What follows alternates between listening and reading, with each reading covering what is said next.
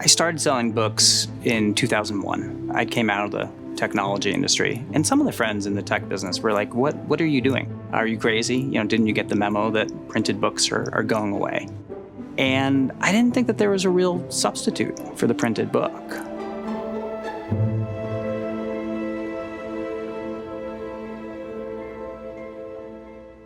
There's something special about holding a book in your hands, about the way it smells, the way you can tell, how far into a book you are. And books also, told these stories. I knew from the rare books that I sold early on that every book had a really interesting story to tell. Not just the story on the pages, but where it came from, where it was printed, who had owned it, what library was it in. And I didn't think you could replace those with ebooks.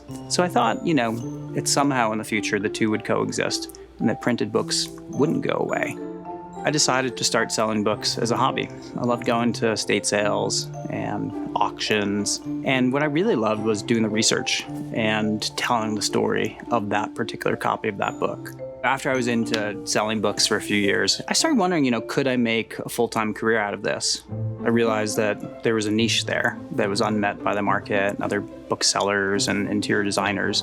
And that interior designers in particular could really benefit from our specialty, focusing on the book collections that go into these homes that they've spent so much time and work on. I also found that the process was really fun, and I really enjoyed it. Getting to know a family, their history, the story they wanted to tell, their favorite authors, their favorite books, and really picking out things that they would appreciate and that the guests coming into their homes would notice.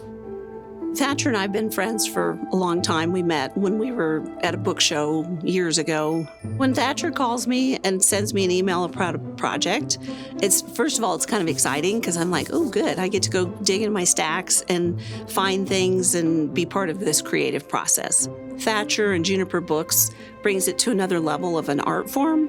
The words are still there. You still have your Steinbeck books, but created into something even more beautiful. The books we keep on our shelves tell the story of what's important to us, where we've been, where we're going, where we want to go, who we aspire to be.